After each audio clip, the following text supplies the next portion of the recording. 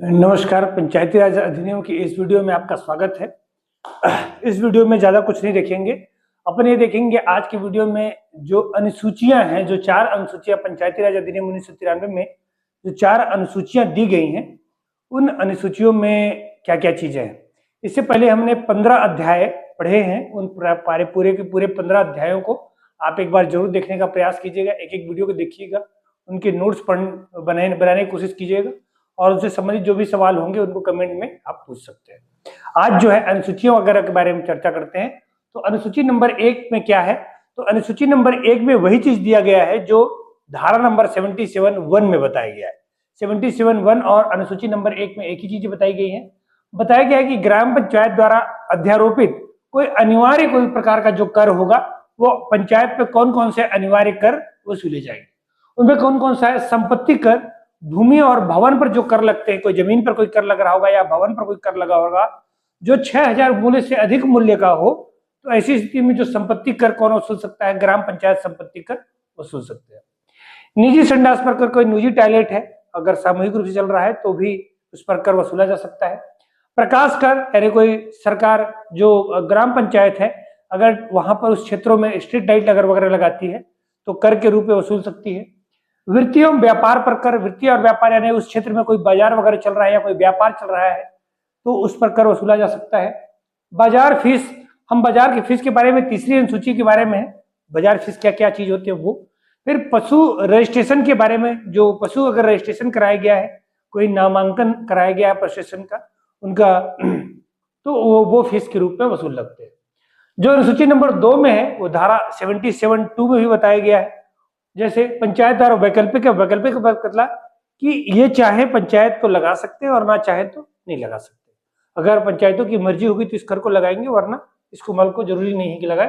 पहले माल ढुलाई पर कर, अगर पशुओं के माध्यम से कोई माल ढुलाई हो रही है तो उस पर भी कर वसूल सकते हैं। बैलगाड़ी साइकिल रिक्शा परिचालन कर, अगर इनका कोई सार्वजनिक रूप से परिचालन किया जा रहा है, कोई बैलगाड़ी, कोई साइकिल, कोई रिक्शा अगर पंचायत चलवाती है इनको, तो इनका सार्वजनिक परिचालन का फीस ले सकती है। सराय धर्मशाला विश्राम की, अगर कोई उस क्षेत्र में कोई सराय चल रहा है, कोई विश्राम, कोई लॉज वगैरह चल रहा है, कोई धर्मशाला वगैरह चल रहा है तो उस पर फीस ले सकती है। वधशाला, यानी वधशाला का मतलब अगर पशुओं को काटे जाने का कोई है, कोई जगह है ऐसा जो जहां पर पशुओं को काटा जाता है, यानी मांस वगैरह बिक्री करने के लिए कोई विशेष जगह रखा गया है, उस वधशाला का फीस ले सकते हैं। जल निकास यानी नाली वगैरह बनाते हैं, तो नाली वगैरह बनाने का भी अगर कोई व्यवस्था बनाती है ग्राम पंचायत तो उसका वैकल्पिक फीस वसूल सकते हैं। प्रवेश कर, मोटर को छोड़कर अगर कोई व्यापार के लिए, वृत्ति के लिए या कोई व्यक्ति किसी भी स्थिति में ग्राम पंचायत के सीमा के भीतर प्रवेश करता है तो उसके लिए कर ले सकते हैं, लेकिन मोटर को छोड़कर मोटर का कर नहीं ले सकते हो। बैलगाड़ी वगैरह प्रवेश करता है, कोई व्यक्ति प्रवेश करता है, बैलगाड़ी खासकर, तो चारागाहों पर अगर कोई चारागाह है और वहां पर वसूलना चाहते हैं, वो क्षेत्र के स्थानीय लोग उस चारागाह का इस्तेमाल करते हैं पशुओं को चराने का, और कोई ग्राम पंचायत कर लेना चाहती है, ले सकती है। अनुसूची नंबर 3 बाजार फीस, ये धारा नंबर 80 में भी बताया गया है। बाजार फीस, जो बाजार फीस यहाँ पर अनुसूची नंबर 1 में बताया गया, तो बाजार फीस में क्या क्या लिया जा सकता है वो बताया गया। बाजार फीस में भवन और संरचना के उपयोग पर कर, अगर कोई बाजार क्षेत्र में अगर कोई भवन का बना हुआ है, कोई दुकान बना हुआ है या कोई संरचना यानी कोई जो है वो बना हो, शेड बना हुआ हो, उस संरचना का कोई उपयोग करता है तो उसके फीस के रूप में बाजार फीस वसूला जा सकता है।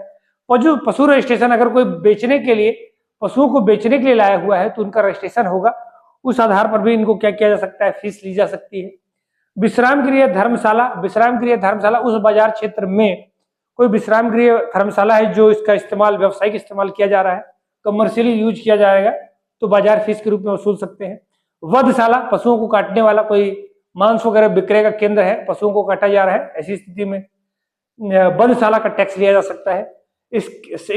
स्टैंड, तांगा, बैलगाड़ी इत्यादि, अगर कोई साइकिल का स्टैंड है, कोई तांगा का स्टैंड है, कोई मोटर स्टैंड वगैरह है, तो वहां पर वो क्या कर सकते हैं, जो पार्किंग वाला शुल्क होगा वो ले सकते हैं। और इसके अलावा जनपद द्वारा कोई सौंपेगा, कोई जनपद पंचायत कोई कार्य को सौंपती है तो धारा 3 के तहत, वो अनुसूची 3 के तहत, धारा 80 के तहत ये कर बाजार फीस के रूप में वसूला जा सकता है। फिर अनुसूची 4 में क्या दिए गए हैं, अनुसूची 4 में हमारे वो विषय दिए गए हैं जो 73वें संविधान संशोधन 1992 के माध्यम से पंचायतों को कार्य करने के लिए 29 विषय दिए गए हैं। इस 29 विषयों को आपको भी ध्यान रखना है कि वो 29 विषय कौन कौन है। यानी 73वां संविधान संशोधन के माध्यम से ग्राम पंचायतों को आर्टिकल 243 में 29 विषय दिए गए। वो आपका जो है कहां कहां दिया गया है, अनुसूची नंबर 4 में भी दिया गया है और धारा नंबर जो है वो 53 में भी 53 में भी दिया गया है। और इसमें 29 विषय दिए गए हैं। कौन कौन से विषय होंगे? कृषि एवं कृषि का विस्तार, खेती के विस्तार करने के लिए जो भी कार्यक्रम ग्राम पंचायतों को करना पड़ जाए वो कार्य करेंगे। दूसरा, भूमि सुधार और संरक्षण, भूमि को सुधार करना है और उनका संरक्षण करना है, किसी मेड़बंदी वगैरह करवाना है, भूमि को कटाव से रोकना है, वृक्षारोपण करवाना है तो करवा सकते हैं। लघु सिंचाई और जल प्रबंधन, लघु सिंचाई छोटी छोटी लघु सिंचाई का कार्यक्रम होगा, डबरी वगैरह नहीं बनवाना। और जल प्रबंधन यानी पानी को स्टोर करने के लिए उनकी व्यवस्था बनाने के लिए जो भी कर सकते हैं ग्राम पंचायत करेंगे। पशुपालन, दुग्ध पालन, मुर्गी पालन, मछली पालन। सामाजिक वनकी, सामाजिक वनकी का मतलब जो गांव के आपस में लोग जो रहने वाले हैं उनको वनों से कैसे जोड़ना है, वन संरक्षण के लिए कैसे प्रेरित करना है, ये कार्य भी गौर करेगा। तो गांव के लोगों को वन से जोड़ने के लिए जो व्यवस्था बनाई जाएगी सामाजिक वन की, जिसमें गांव वाले वन का उपयोग भी कर पाएंगे और वन का संरक्षण भी कर पाएंगे, दोनों स्थिति। फिर कृषि वन की मतलब ऐसा कोई कार्य करेंगे जिसमें खेती भी हो जाएगा और वन संसाधन संरक्षण भी हो जाएगा, यानी खेती, वनों में भी खेती किया जा सकता है। फिर खाद्य प्रसंस्करण, कोई छोटे छोटे जैसे अचार पापड़ बनाना, खाद्य प्रसंस्करण वगैरह, कोई टमाटो सॉस वगैरह का उद्योग गया, मैगी उद्योग हो गया। अगर कोई खाद्य यानी जो रिप्रोडक्शन किया जा रहा है किसी सामान का तो उसको अपन खाद्य प्रसंस्करण में ले लेंगे। लघु उद्योग एवं खादी ग्रामोद्योग, चरखा वगैरह के माध्यम से, खादी ग्रामोद्योग के माध्यम से, या फिर कोई लघु उद्योगों में जैसे अचार पापड़ वगैरह बनाना या फिर त्रिफला चूर्ण वगैरह बनाना, इससे संबंधित कोई उद्योग होते हो तो। ग्रामीण आवास घर वगैरह बनाना है, ग्राम पंचायत इसमें काम करेंगे। पेयजल, पानी पीने की जो व्यवस्था है। ईंधन और चारा, ईंधन मतलब लकड़ी वगैरह का जो उपयोग है वो, और चारा यानी जो पशुओं के लिए खाने पीने की जो व्यवस्था हो, चारा। सड़क, पुलिया, पुल और घाट, जल मार्ग और आवागमन, इसके लिए भी काम करेंगे। ग्रामीण विद्युतीकरण है, जल क्षेत्र में खंभा लगवाएंगे, विद्युत की व्यवस्था बनवाएंगे। अपरंपरागत ऊर्जा, परंपरागत ऊर्जा मतलब जैसे ईंधन वगैरह, लकड़ी वगैरह जो होते हैं वो परंपरागत ऊर्जा है। लेकिन जैसे सौर ऊर्जा हो गया, बायोगैस हो गया, बायोफ्यूल हो गया, ये लोग अपरंपरागत ऊर्जा के, जिनका समानता हम लोग इस्तेमाल नहीं करते। कोयला वगैरह जो है वो परंपरागत ऊर्जा में आते हैं। अपरंपरागत ऊर्जा का मतलब है जिनका जनरली इस्तेमाल ना होता हो, उनको भी बढ़ावा देने ग्राम पंचायत करेंगे। फिर गरीबी उन्मूलन की योजना, जितने भी गरीबी उन्मूलन की योजनाएं होती हैं वो ग्राम पंचायत के माध्यम से ही क्या किया जाता है, इसको लागू किया जाता है। हितग्राही का चयन ग्राम सभा करता है। शिक्षा, पुस्तकालय, शिक्षा और पुस्तकालय की व्यवस्था बनाएंगे। सांस्कृतिक क्रियाकलाप जैसे डांस वगैरह हो गया, कोई रामायण पाठ वगैरह हो गया, मानस पाठ हो गया ग्राम पंचायत इसके लिए भी कोई सांस्कृतिक कार्यक्रम वगैरह हो जाए, या फिर जो है नवधा रामायण वगैरह का कोई प्रोग्राम हो जाए, या फिर जो है उस क्षेत्र में कोई भी अगर कोई सांस्कृतिक प्रोग्राम हो रहा है, 15 अगस्त 26 जनवरी में कोई प्रोग्राम करवाना है, उस वजह से। बाजार और मेला का प्रबंधन इत्यादि। स्वास्थ्य एवं स्वच्छता, परिवार कल्याण, लोगों को फायदा दिलाने के लिए। समाज कल्याण, परिवार का भी कल्याण होना चाहिए, समाज का भी कल्याण होना चाहिए। लोक वितरण यानी पीडीएस सिस्टम, जो उचित मूल्य की दुकानों में जो वितरण होता है उनके लिए भी देख रेख करते हैं।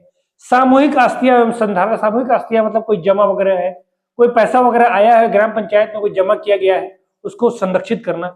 विकलांग और कमजोर वर्गों की सहायता, विकलांग, ये 29 विषय इसमें क्या दिए गए हैं, उपलब्ध कराए गए हैं, जिसमें ग्राम पंचायत क्या कर सकती है, कार्य कर सकती है।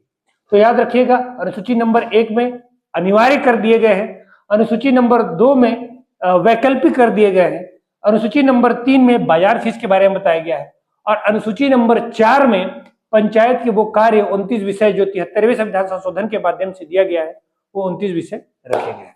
तो इनको भी ध्यान रखना है। कुछ एक छोटे टॉपिक बीच में मैं क्या करवा दूंगा, आपको कंप्लीट करवा दूंगा, जैसे 2019 में जो संशोधन हुआ था, 2024 में जो संशोधन हुआ था, उनको भी मैं आपको करा दूंगा। और जल्दी ही अपन आजीविका मिशन भी प्रारंभ करेंगे, और कुछ योजनाएं अपन देखेंगे। किसके योजनाएं देखेंगे?